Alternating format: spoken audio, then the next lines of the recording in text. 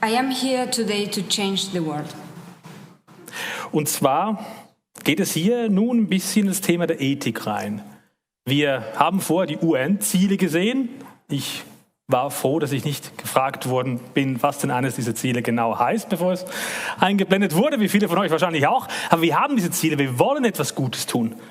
Wir wollen mit unseren Projekten was bewirken. Nur aber können wir uns unsere Projekte und unsere Arbeitgeberin nicht immer auswählen. Es gibt halt das zu tun, was es zu tun gibt. Was machen wir denn dann? Wie bleiben wir motiviert, Gutes tun zu wollen? Wie finden wir auch den Sinn in diesen Zeiten, wo es dann einfach ein Projekt gibt, das man machen muss? Eine große Dosis Inspiration dafür bekommen wir von unserem nächsten Gast. Ich heiße ganz herzlich auf der Bühne dich. Willkommen, Gabriela Lucia Lorenz. The stage is yours. Einen großen Applaus für dich. Hier ist dein Ticker. Ich stelle dir noch. My goal today is not to teach anything, but just to share my thoughts, hoping that they will spark even more thoughts on you, and that this will become a conversation. Topics that we can chat in the corridors, or we can bring more often to the tables.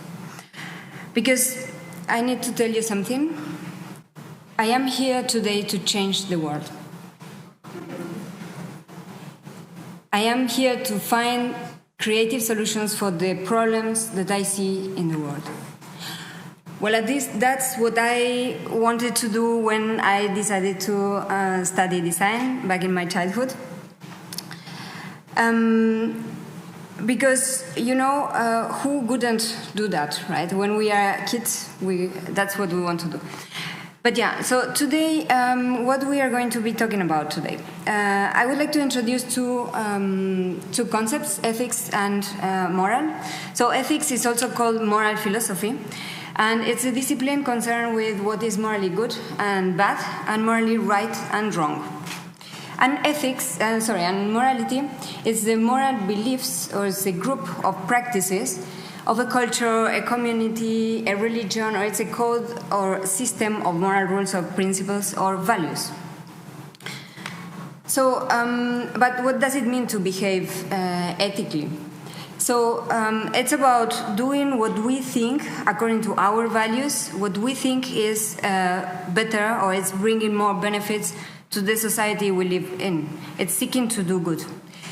But the question here is, can we always, as designers, do that? And here's the definition of a great book by Trine Falbey that states that exercising ethical design means creating products and services in a way that treats everyone involved with fairness and respect, regardless of their role. So, let me start from the beginning of my story. I come from Argentina. Actually from a very small little rural town in the middle of Argentina. You can see the red dot there. It's called Carue, and it's a nice place. There's very few people, but very nice people. We are all neighbors, we know each other. We have an inland salty lake. It's quite unique because it's salty and has no connection with the sea. And it's a rural town, so there's a lot of nature, there's a lot of cows because most of people there are farmers, and we also have flamingos in our lake. Anyways, I was born to a middle-class family. Both my parents worked their whole lives. My grandparents also have worked their whole lives, and the money that my family was saving was used for family vacations, or actually for repairing the house, for example. And things like, for example, heritage or investments were mostly unknown concepts for me. But at the same time, I was raised with a deep awareness of the world wealth inequality.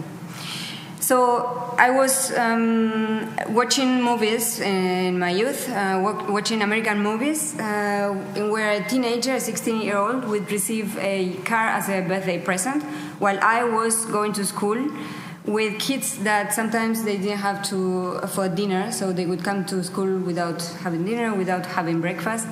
And the older I grew, the more I found problems in my world and in my village. My town was almost flooded back then when I was 10 years old. That's a picture of the town next to mine. It's called Epecuén, and it got flooded over the night.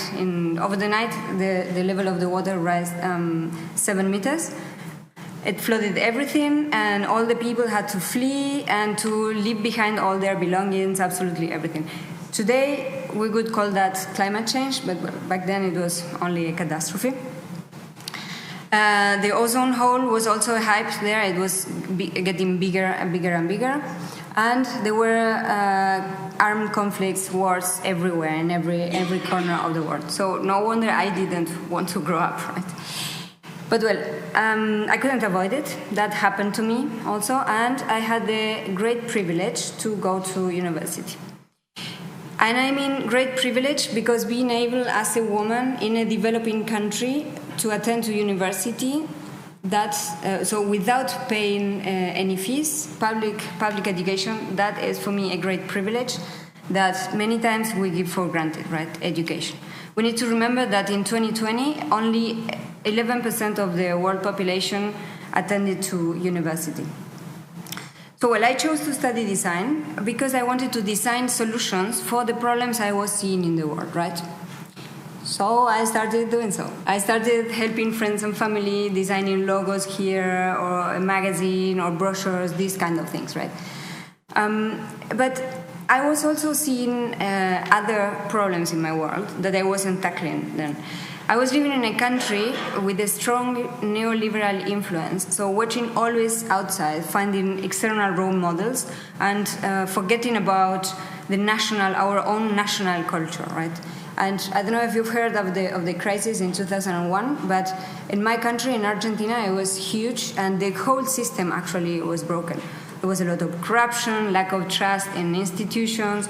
There was this feeling of individuality, so every man was on their own. And when I say man, also there was little or much less space for women in a broad sense, less women in leadership positions, but less women in design. Lots of social inequality, work instability, and poverty was rising and rising and rising. So this was the context. So at some point I started volunteering in an NGO, the Lions Clubs. I don't know, maybe some of you know it. And that was great. It was in my community. So besides doing the charity or volunteering events, I was also contributing with designing some campaigns or some newsletters, and that was great because that gave me the possibility to do something and really see what was the impact, because I was living in the community, and that was a great feeling. But at some point I wanted to make a bigger impact, right? And so I wanted to reach more people. So after my studies, I had the chance to move to Geneva to work for a design agency whose main customers were the UN, right? The international organizations in the UN. And that was great. I said, so cool. I'm going to be working for a good cause, you know? Well, reality was a bit different, and at the end I realized that I was actually designing for intermediaries, because my websites or the products I was proposing were never reaching the end users, or the people who I thought should be impacted, right? So I decided to make a change, to try something different, and I ended up in Zurich working for a big company. How I got there, well, that's another story, but I was fascinated because my colleagues were from very different places. There were teams everywhere, and I could get to know people from places that I wouldn't have imagined I would have know, right, or know more about them. And that helped me to empathize with them and helped me to know a bit more about what were their worries every day, what were their struggles, their challenges, what was happening. Maybe they were working in places where it was threatened by natural disaster, and that was a common thing for them. And there were also very different communication styles. So at some point in my team, I sometimes was acting as a translator or facilitating communication between different people from different cultures. And that was a great opportunity and a great training for me to communicate with others and to learn how to communicate with others and to create a mutual understanding in the team. And that, for me, empathizing, it's a great asset, and it's something that is super important for everything that has to do with working together. And that's a great video. I'm not going to play it now, but you can search it in YouTube. It's the content is by Brené Brown, who also writes about leadership and vulnerability, which I find very interesting. And the video explains it's great to understand the difference between empathy and sympathy.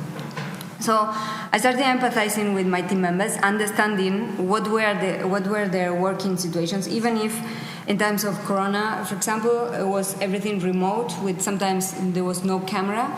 So we really needed to communicate and to understand what were the different realities that everyone was living in.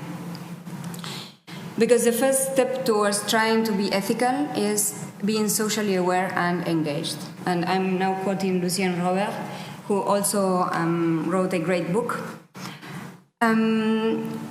So while living in Europe, and I was working for a big company in an international environment, but I also saw similar problems that I saw back then when I was young. I saw, for example, that there were less women in my team and in the organization than men. So when I had the chance to start recruiting for my team, I tried to spot out talented women for filling up those roles, to gender balance the team.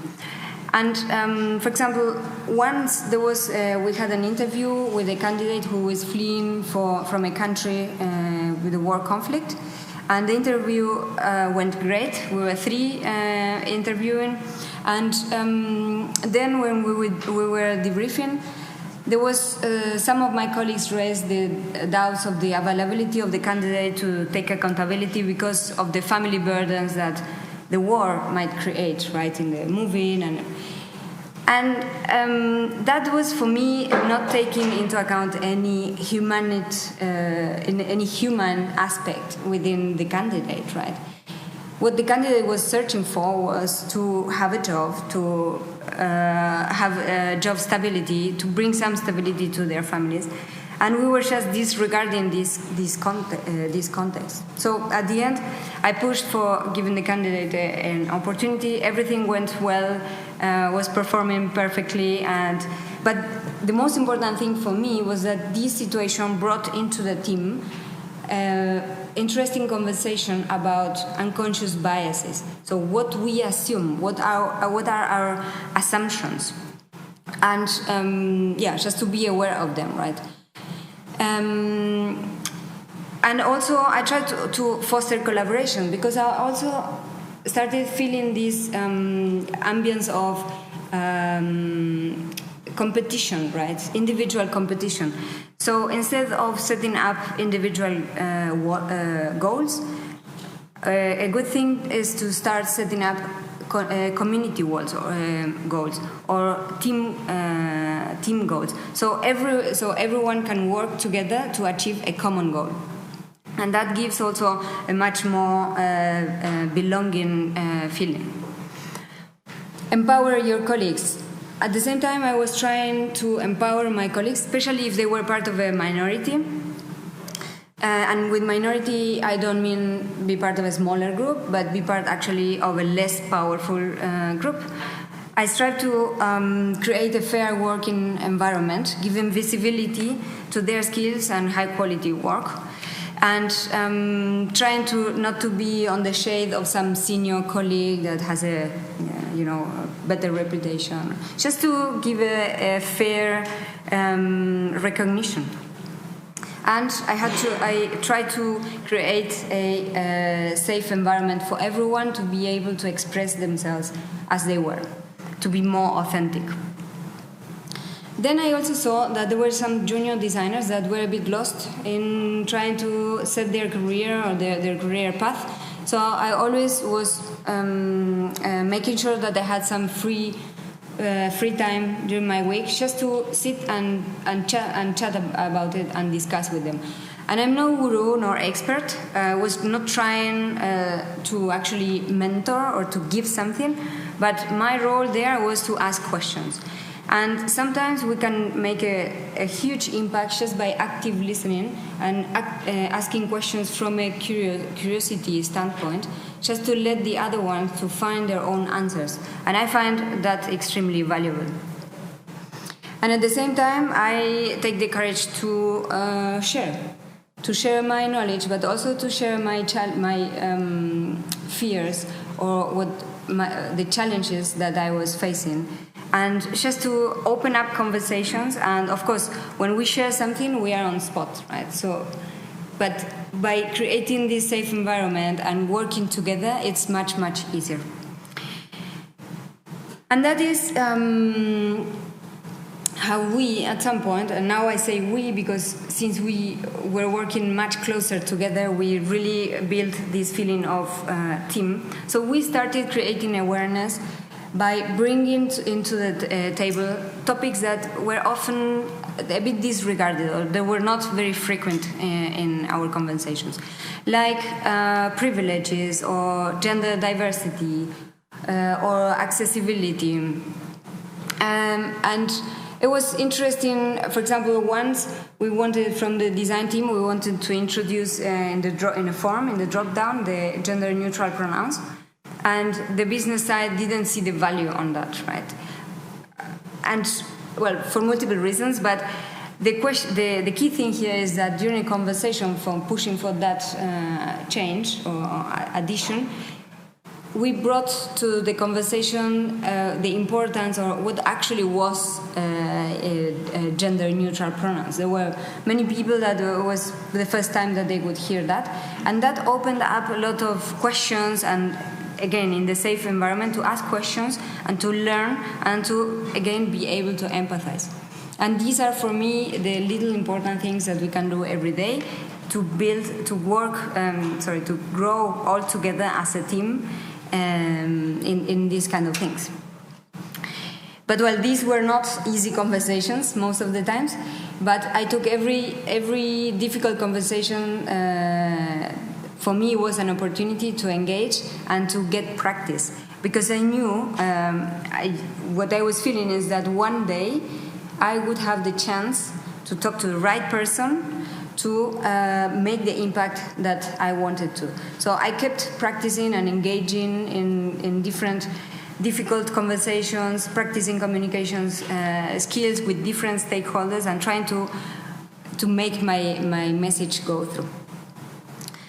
But yes, again, the same thing. At some point, I realized that my everyday design work was not fighting against the problems I saw one day when I decided to study design.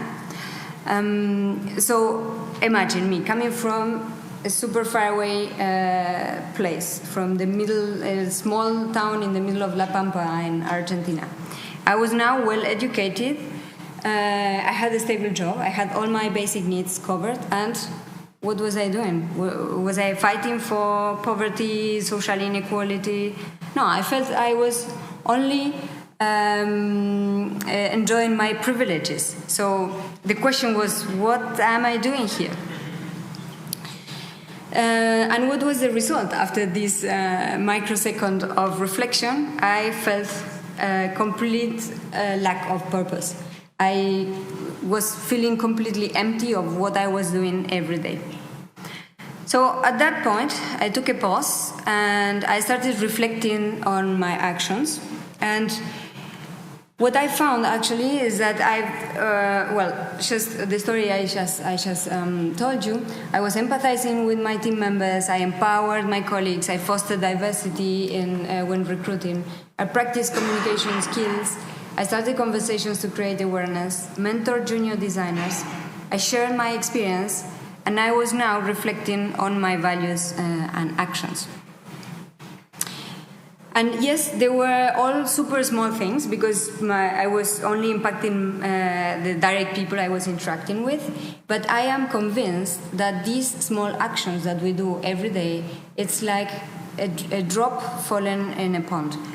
It's creating a wave, and we cannot know how far that wave will travel. Still, I thought, okay, what else can we do? Is there anything else? And there should be, right? There should be something else to do. And the good news is that, yes, there's still a lot that we can do. And here are just a few more ideas. Commit to self-care. It's crucial that we take care of ourselves in order to be strong and to feel good, in order to share this, to inspire others in doing good. Be mindful of your privileges. We, as all citizens of the world, we come here with different privileges, and there is social inequality, but the first step towards fighting against social inequality is being mindful of our own privileges and get closer to the other ones, to be able to empathize with others that have different or no privileges at all. Establish an ethical lexicon. Language is a great tool to communicate, but it also shapes ideas and beliefs. So it's great to know or to be aware of new technology and to be able to speak properly about it. But it's also, but we also need to be able to speak about the global problems. So learning about what are the problems related to social or economical problems around the world. I think we need to to enrich our glossary in order to be able to bring those topics into the table. And watch your words. Let's commit all together to stop or not to use any language that is violent, that it's racist, that it's ableist, or body shaming. Language really matters.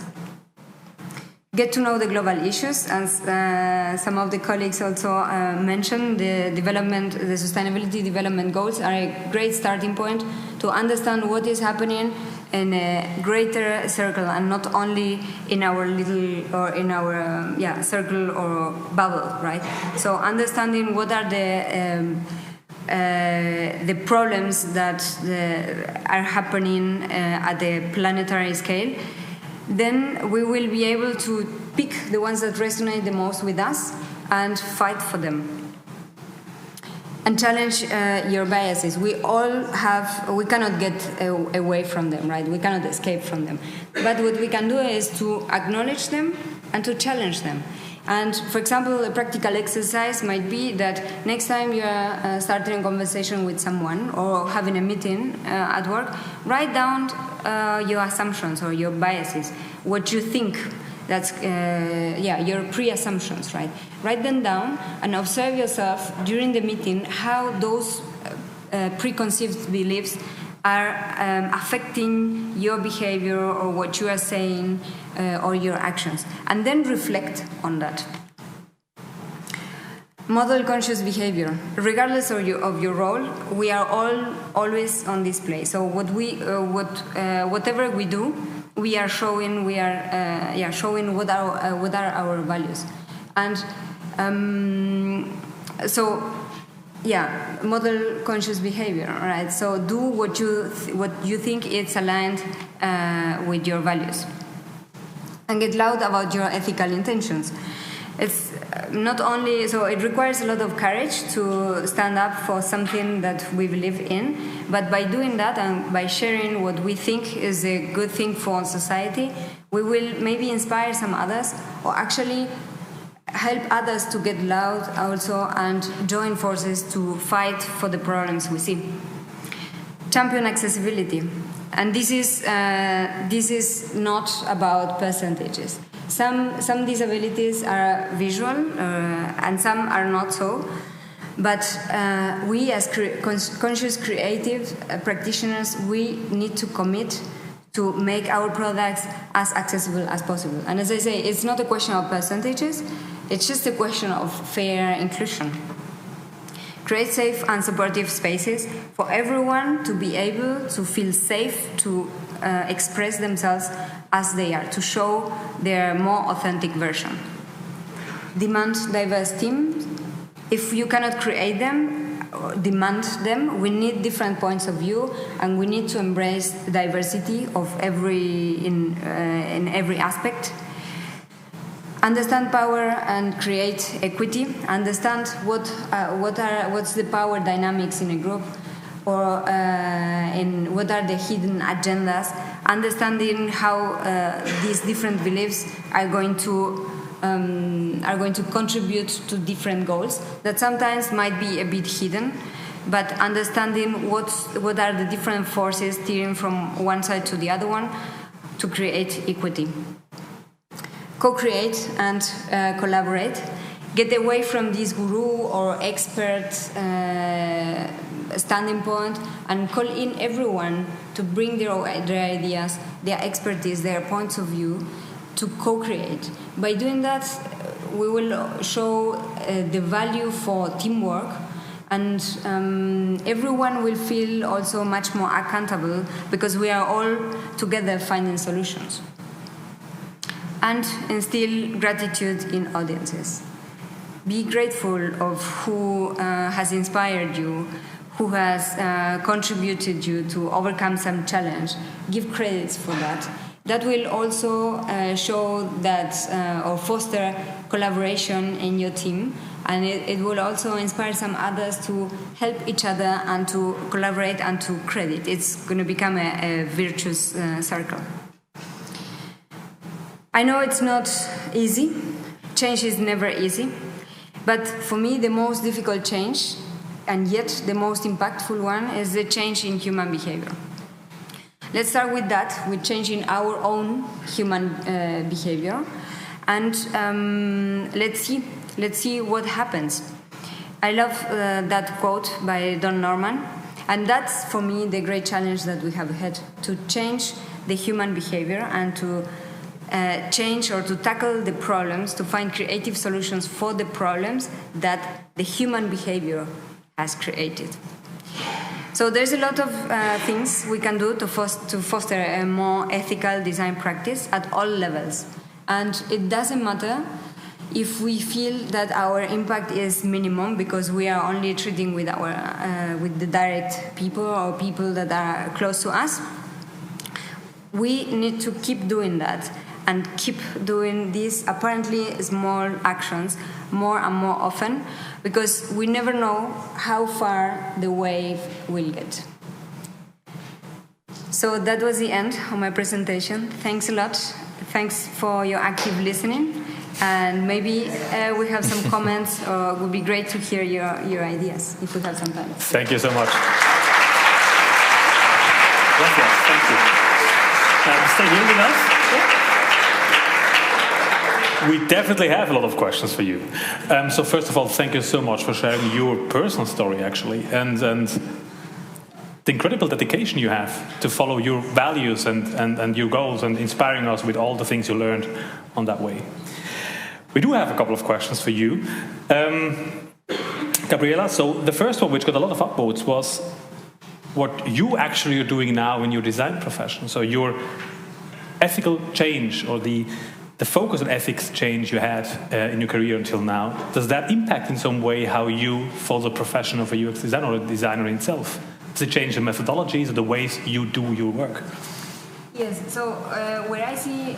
Excuse me? Ah, sorry, thank you.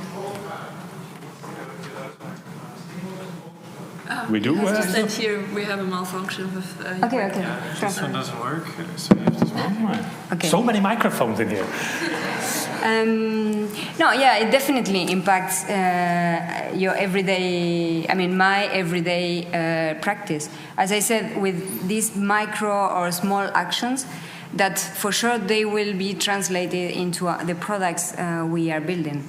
And it's not only about building products, because the product, it's something, enclosed or something in particular. But for me, the most interesting part, or something that is very important, It's what is the whole process. So what is the need that product is addressing? Why is there that need? Who has created that need? And how we as professionals, how we are tackling that problem, or how we are providing this solution.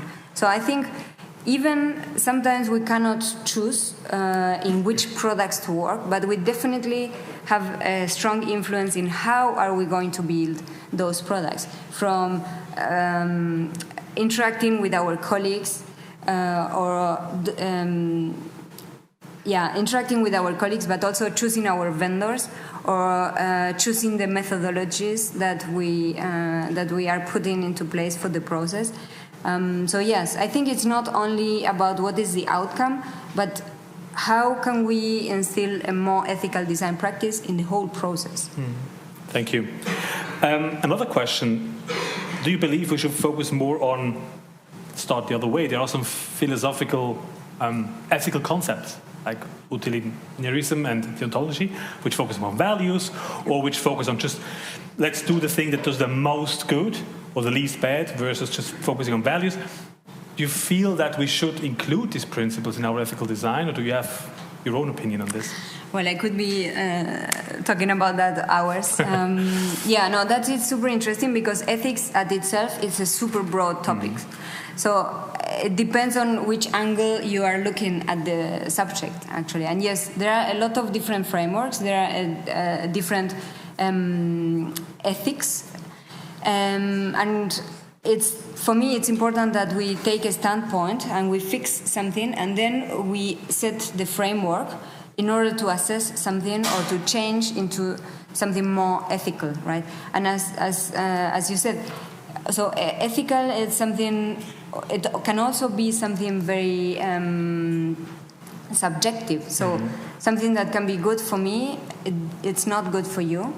Or sometimes also doing good, what I think is a good thing, might result in something, in an undesired action or result. And there's, for example, there's a clear example of that with lies, right? There are many times where if we say lying is a bad thing, and it's my value is honesty, but can I always in absolutely every situation tell the truth? I might encounter sometimes where I need to either not say it or say something different to protect someone or to avoid some unfair situation. So it is. I think we definitely need to create more tools to assess and to define what is the ethical framework that we are going to be basing our products on. And actually, that's my next topic. I'm working on that. So maybe next year I will be able to share something. We're going to be very curious on that. One last question to you, which actually follows a little bit of what you said before. So you are working together with other designers in a team or across different teams, and you might encounter exactly what I said before, different systems of values, different views on what is ethical. How do you work with that?